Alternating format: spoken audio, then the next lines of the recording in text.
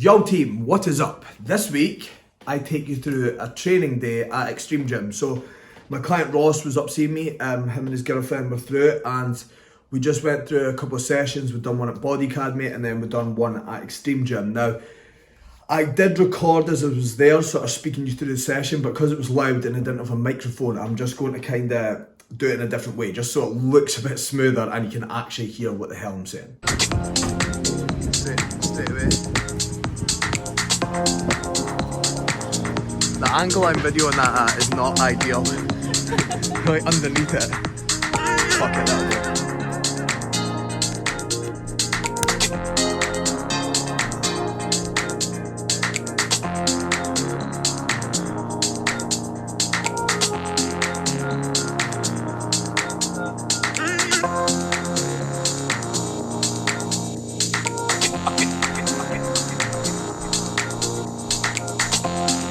When we went through what the ideal was, we ran our sessions as close to them as possible. I think you don't really want to go, although it's cool going in and using different kit, you want to still keep as close to what you're currently doing when you go to other gyms. Where the issue sort of came at the start was some of the kit is a little bit light.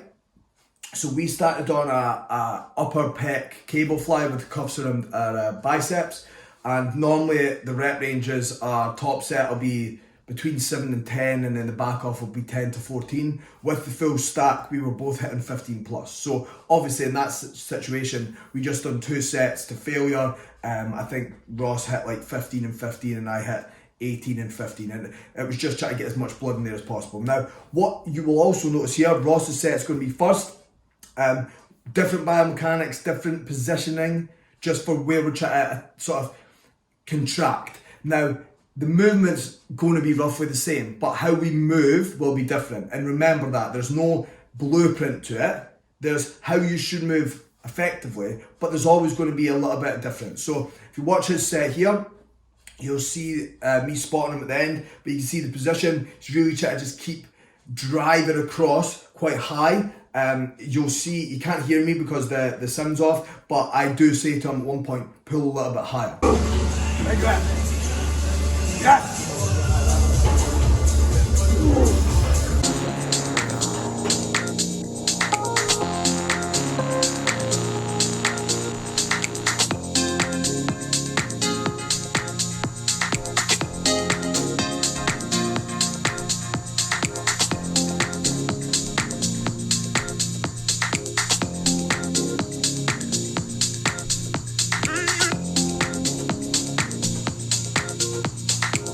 Now, as we go into my set, what the main thing is here, because he's videoing walking around, you can see, but why a cable fly with a cuff is very useful is, when you're training chest and you're using a plate loading machine, a dumbbell, a barbell or Smith, when you drive, you're not going to be able to fully come across, so what your chest does. With a fly, I can get inside my midline, so it's the shortest I will be able to get my chest. Now, people sometimes see these as like fluffy movements, but it's the only way you can fully contract. So these are very, very important, and I like to use them right at the start just to get blood flowing before I go into a big press. It means I'm warmed up a little bit more.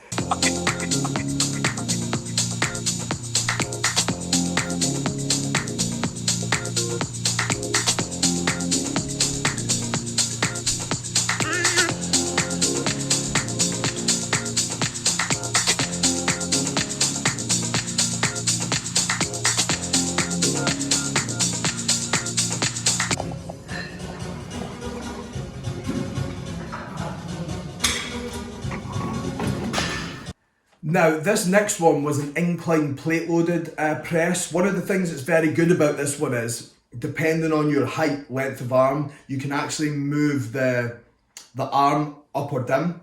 So that was very useful because obviously getting in a machine at the bottom can be quite sticky. But what was funny about this is, myself and Ross, push days are probably our weakest. Now, I'm not super strong on it, but we loaded it up, done a couple of reps, it was really light, just rinse and repeat, kept doing this. I think I eventually had 3 20s and a 10 on, which is pretty heavy for my ability to press, and I still managed 7 reps, so it can be annoying as well, because obviously when you've done like 3-4 warm-up sets and you're like, this is like, you're tiring yourself out. So this position was nice. It was also hard to spot on. You can't really get in behind, so it was just a case of just doing what we could. But the actual positioning on it was fantastic. So if you're ever through there, definitely give it a shot.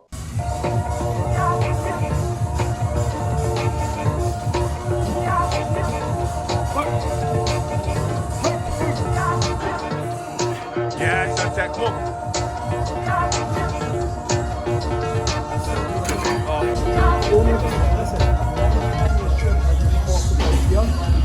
Obviously I can't really get anything.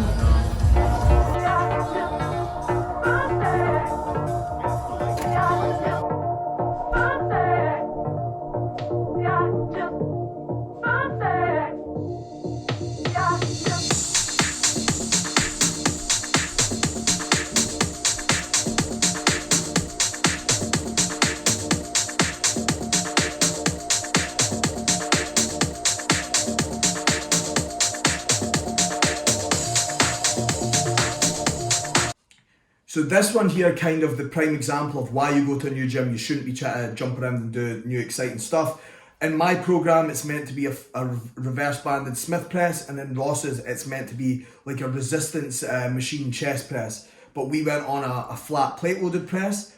Turns out there was a really good resistance machine in the corner that we just missed. But you'll see me putting D handles behind the handles here just to bring it forward a little bit to make it easier to get into.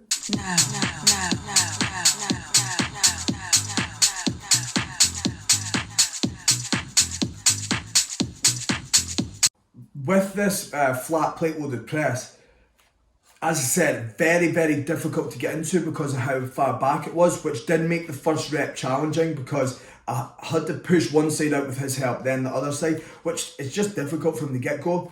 But once I was actually out in the position, it was a very good contraction. The position felt nice. It converged quite a lot, which is what you want from a chest movement.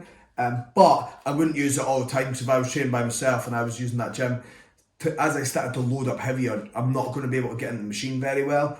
Even with a block in there, it wasn't helping. So that's where you need to mess around with it. Don't just use a machine because it looks cool. Don't just keep using it. If it starts in a poor position, it's not going to be good overall, and especially for a progression standpoint. Another thing to notice here is when I'm pressing, and I think this is very, very important for your spotter and you can see me saying, you won't be able to hear it because the music's up over it, but as I come up through a rep, there's one where I say to Ross, no spot, because I know I've got it. The next one, as I go to lock out and I start to stick, he probably thinks I'm getting it, but I've probably hit failure, so I start to say, spot. Now, when you're working with a training partner, eventually you train them so much they know when you're failing, but make sure they know not to start spotting too early, but they also know where to help you force out reps, because that's what's going to be in the long run so beneficial for one, not picking up injuries, and two, just getting more progression where you need it. So make sure there's communication as you go. When is now? Not now. When is now? Now.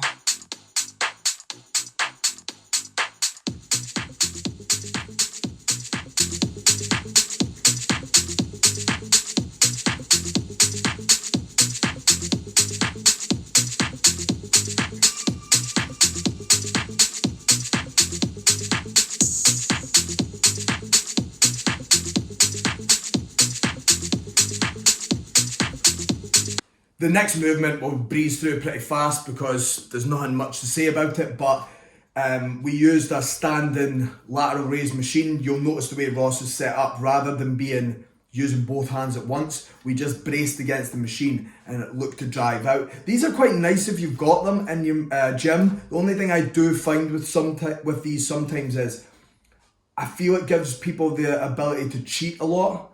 Whereas cables don't really do that. So if you do have one, just make sure when you're using it, you're using your delts. We just used this for 2 sets of 15 to 20 higher rep ranges, again, purely because I felt when it was heavier, it wasn't moving that great. So we just done 2 on this, get the blood in before we went into more shoulder stuff. Normally, there would be a press motion for shoulders, but because of my lat injury, I'm finding it hard to stabilise, so we've just done 2 lateral movements instead.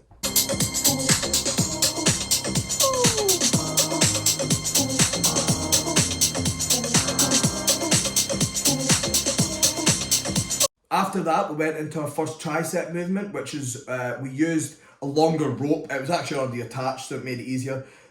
I get asked a lot why we use these.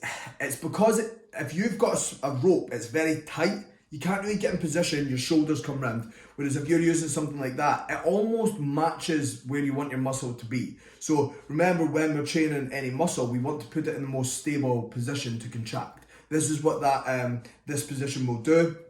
You notice that I am leaning slightly forward, but I'm trying to keep everything tight and I'm trying to just hinge through the elbow.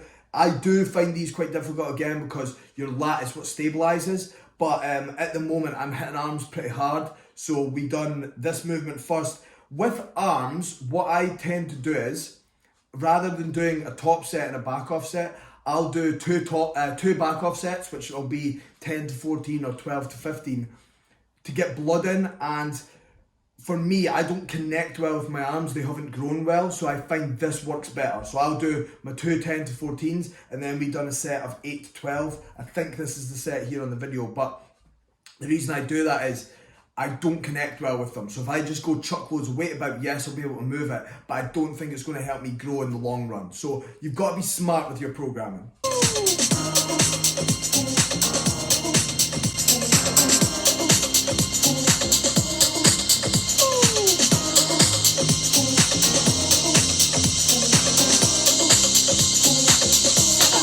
After that, we went on to probably my favourite tricep movement. Now, you could do these double, you could do them single, whatever way you want. You'll have seen me do them both ways.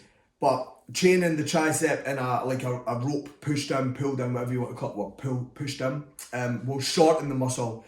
Training it overhead will lengthen it. And I think this is just the best position to challenge that, really. You might do something like similar to a skull crusher, but I think a lot of people can't do that because of their elbows. So this is probably my favourite tricep movement.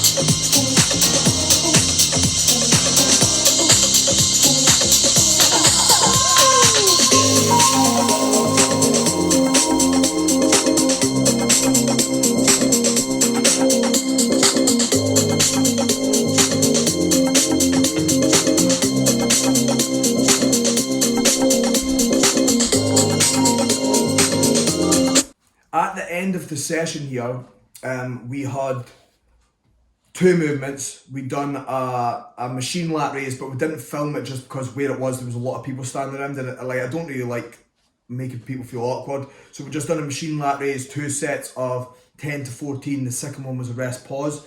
By machine, I mean seated, facing inwards, looking for more medial delt. And we also done a machine fly, which you can see Ross doing here. Now, what we done in these sets was, these were higher rep sets, and you'll notice me helping him force a few reps through. Now, you wouldn't do this every session because, especially if you're in a deficit, you'd get absolutely nailed. But Ross was through training with me. Forcing through reps in good positions is going to be quite useful if you can stay locked in. Don't ever take reps on stuff like hack squat if your reps are shit, or something like dumbbell press. You see it a lot. The spotter trying to help, but they're just making your position shit. So all we're trying to do here was just fire as much blood into the muscle as possible, and really just get our chest absolutely smashed towards the end of the session.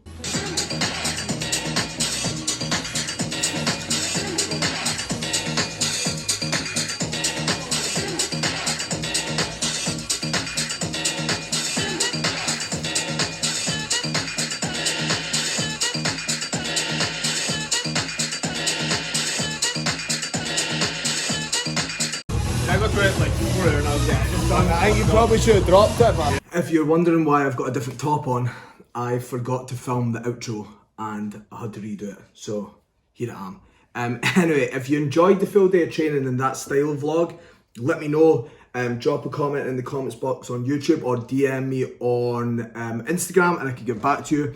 Obviously, At the end of the day, I'm a bodybuilder, that is what I do, but I'm not just going to hit you with training videos all the time. So I will be travelling to a few different gyms around the country now that we can travel. If it is something you'd like to see, please hit me up. If not, and you've got any questions on other stuff you'd like to see me do, just drop me a DM and I will get back to you. Peace out.